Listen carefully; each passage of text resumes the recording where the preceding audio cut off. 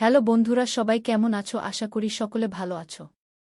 আজকে তোমাদের মাঝে আমি চলে আসলাম সুমাইয়া। আমি আজকে তোমাদের সাথে অনেক মজা করব এবং আমার সাথে ঘটে যাওয়া কিছু গল্প শেয়ার করব। আমার সাথে ঘটে যাওয়া গল্পটি শুনলে হয়তো তোমাদের দাঁড়িয়ে যাবে এবং হাতের কাজ করতে ইচ্ছা হবে। তাই এখন তোমাদের কানে হেডফোন গুঁজে নাও আর আমার সাথে ঘটে যাওয়া গল্পটি শুনতে থাকো।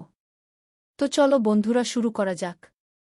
আমি গল্পের মাঝখানে আমার হোয়াটসঅ্যাপ নাম্বার দিয়ে যাব, চাইলে তুমি আমার সাথে যোগাযোগ করতে পারো। সোনা বন্ধুরা, গল্পটি শুরু করা যাক।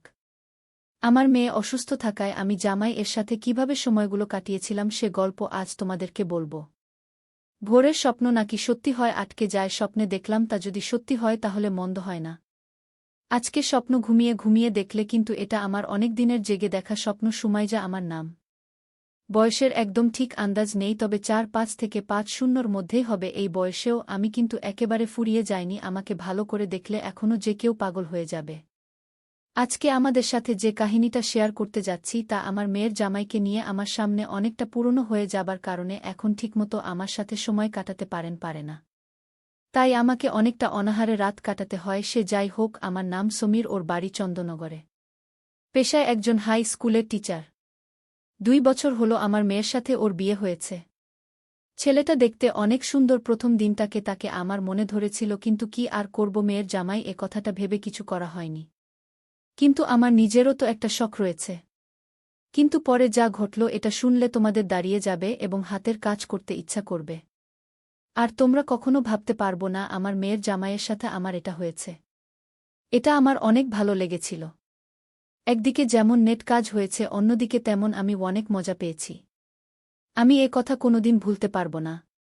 আমার মেয়ে বিয়ের ২ বছর পরে খানিকটা অসুস্থ হয়ে পড়ে। পরবর্তীতে জামাইয়ের দেখাশোনা যায় তো আমি নেই। তো সব কিছুই যদি আমাকে দেখতে হয় তাহলে আমার মেয়ে জামাইজের ও তো একটা ইচ্ছা রয়েছে, তাহলে সেটা বাদ থেকে কি হবে। তাই আমি নিজে আমার মেয়ের কাজগুলো করি। এতে করে আমি কিছুটা শান্তি পাই। আমার মেয়ে মাস ৫ হল কোনো প্রাকৃতিক কারণে অসুস্থ। এ কারণে না পেরে আমার জামাইবাবুর অবস্থাও খারাপ হয়ে যাচ্ছিল। একদিন সকালে বসে বসে চা খাচ্ছিলাম, এমন সময় আমার স্বামী ওকে ফোন করে জামাই ষষ্ঠীর নেমন্তন্ন করল। যথারীতি সমীর আমার মেয়ে অনুষ্ঠিত ভোরবেলা দুজনে পার্কে করে আমাদের বাড়িতে এলো। ওরা যখন আমাদের বাড়িতে পৌঁছাল তখন আমরা ঘুম থেকে উঠি নাই, তাই ওদের ঢাকায় আমাদের ঘুম ভাঙল। এরপর ওর বাবাকে গেট খুলে দিলে ওরা ভেতরে আসলো। ভেতরে এসে আমাকে দেখেই সমীরের অবস্থা খারাপ হয়ে গেল। কারণ আমি সবে মাত্র ঘুম থেকে উঠেছি, তাই আমি শুধু একটা হাত কাটা পড়েছিলাম। এমনিতেই ধাপগুলো আকারে বড় হওয়ায় আমি বুঝতে পারলাম দেখেই সময়ের সাথে সাথে দাঁড়িয়ে গেল। আমি সবাইকে দেখতে পেয়ে মুচকি হেসে বললাম, সমীর তুমি বস, আমি বাথরুম থেকে আসছি। তারপর তোমাকে চা করে দিচ্ছি, ঠিক আছে? কিন্তু আমার তো মনে জানাই হয়ে গেছি, আর আমাকে দেখলে সে কেমন যেন হয়েছে, তো আজকে এমনটাই হয়েছে। আসুন। এরপর আমি বাথরুমে চলে গেলাম আর আমার মেয়ে পোশাক চেঞ্জ করে শুয়ে পড়ল। আমি বাথরুম থেকে বেরোনোর পরে সমীর বাথরুমে গিয়ে ফ্রেশ হয়ে এসে প্যান্ট আর গেঞ্জি পরে নিল। এবার আমি একটা শাড়ি আর একটা পরে সবার জন্য চা নিয়ে গেলাম। আমি তখন বুঝতে পারলাম সমীরের দিকে আমার দিকে তাকিয়ে আছে। আসলে তখন আমাকে সত্যিই দারুণ আকর্ষণীয় লাগছিল। আমি সমীরের চোখের ভাষা বুঝতে পেরে ওকে একটু হেসে বললাম, শ্বশুরের জিনিসের দিকে নজর। আমার মুখে এই কথা শুনে চমকে উঠল। সে কখনো ভাবতে পারেনি তাকে কথাটি আমি বলব। সে অনেকটাই ভয় পেয়ে গিয়েছিল এবং আমার দিকে বারবার তাকাচ্ছিল। তার মানে আমার আর বোঝার বাকি রইল না সে আমার সাথে কি করতে চাইছ। যাই হোক, আমি কিছুটা ঘাবড়ে গেলাম।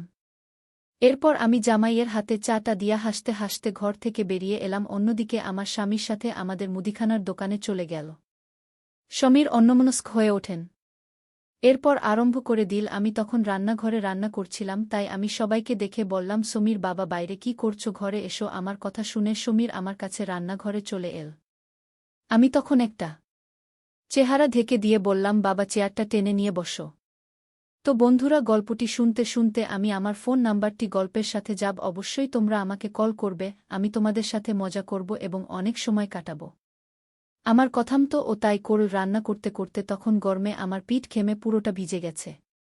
তাই বিন্দু বিন্দু ঘাম ঝরে পড়ছিল। সে আমার দিকে বারবার তাকাছিল এবং আমাকে দেখছিল। আমার ও অনেক ভালোই লাগছিল, আর সামান্য একটু নাড়াচাড়া করার ফলে যেন আমার মধ্যে ভূমিকম্প হচ্ছিল।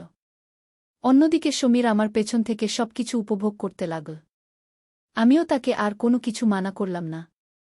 একটু পর এবার আমি কড়াইতে জল দিয়ে গ্যাসটা কমিয়ে সমীরের দিকে ফিরে ওর অবস্থা দেখে মুচকি হেসে গ্যাসের ক্লাবের সাথে ঠেস দিয়ে দাঁড়িয়ে বললাম, কি বাবাকে অনেক চিন্তিত মনে হচ্ছে। ছেলে হবে না মেয়ে হবে? সময় আমাকে অবাক করে দিয়ে বলল তার মা। ওর কথা শুনে আমি বললাম, তুমি কি আমাকে দিয়েছ? যে আমাকে জিজ্ঞেস করছো? তুমি যাকে দিয়েছ তার মানে আমার মেয়ে অনুর। সমীর আমার মুখে এ কথা শোনার পর লজ্জায় মাথা নিচু করে বলো, কি করে বলবো কি হবে? আমি তখন একটু মুচকি হেসে বললাম, আরে একটা আইডিয়া তো আছে, বল কি আইডিয়া তোমার? তখন সমীর খানিকটা স্বাভাবিক হয়। আসলে সমীরন একটা ঘাবড়ে গিয়েছিল। আমি কি না জানি তাকে বলে ফেলি, হয়তো সে অনেকটা ভয় পেয়েছিল।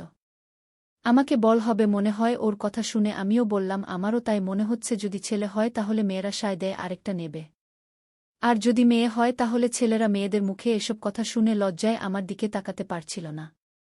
আমি তখন বুঝতে পেরে বললাম, আরে লজ্জা পাবার কি আছে? আমার মতো ফ্রি হয়ে আমার সাথে সব সময় কথা বলবে। আমি ওর গলাটা ধরে নিচের দিকে ঘুরিয়ে দিলাম। এরপরও আমাদেরকে ভালো করে তাকালো। তারপর আমি গ্যাসের দিকে ফিরে তরকারিটা একটু নেড়েচেড়ে নামিয়ে নিলাম। আবার চুলের খোপা খুলে গেলে 2 হাত দিয়ে খোপা করতে করতে থেকে ফিরলাম। তখনও ভালোমতো বুঝতে পারো আমি পড়তে পারলাম। ওর চোখ বেরিয়ে আসার উপক্রম হলো, তাই মজা করে স্বামীকে জিজ্ঞেস করলাম, শাশুড়ির সব দিকে নজর রাখছে দেখছি। আমি আরও বললাম, খালি নজর দিলেই হবে নাকি কাজ করতে হবে? এমন সময় সাইকেলের বেল বেজে উঠল। আমি তখন বাইরে গিয়ে একটা বাজারের ব্যাগ হাতে নিয়ে ঘরের এলাম। সমীর আমার পিছনে থাকতে লাগল। আমিও সমীরকে কিছুটা চোখে রাখলাম।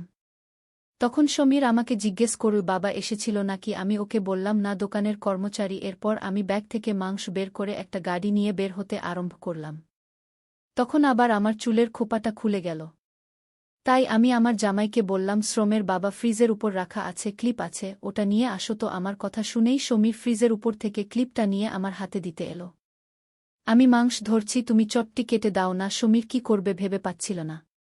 এমনিতেই সমীর অনেকটা লাজুক ছিল, এমনিতেই হয়ে দাঁড়িয়েছিল। তারপর আমি একটু সামনের দিকে ঝুঁকে মাংস ধরছিলাম। ক্লিপ লাগাতে গেলে যদি আমার গায়ে থেকে যায় তাহলে লজ্জার শেষ থাকবে না, এই ভেবে ও দাঁড়িয়ে রইল। আমি ওকে বললাম, কি হলো, লাগিয়ে দাও। তারপর ও আর দেরি না করে আমার পেছনে এসে চুলগুলো ধরে ক্লিপটা লাগিয়ে দিতে সরে দাঁড়ালো। আমি তখন হাসতে হাসতে বললাম, সমীর, আমি তোমাকে ক্লিপটা লাগাতে বললাম, পেপের সঙ্গে ওটাও লাগিয়ে দিলে। পেছনে আমার কথা শুনে আর কিছু বলতে পারল না, শুধু মাথা নিচু করে আবার চেয়ারে বসে পড়ল। আমি তখন ওর কাছে গিয়ে বললাম, তমের, আমি তোমার কষ্ট বুঝি। মা অসুস্থ হওয়ার পর প্রেমের জ্বালা ছটফট করছে। এখানে যে কদিন থাকবে আমার মেয়ে, জায়গাটা না হয় আমিই নেব। এটাই সময়। তোমার কি কোনো সমস্যা রয়েছে?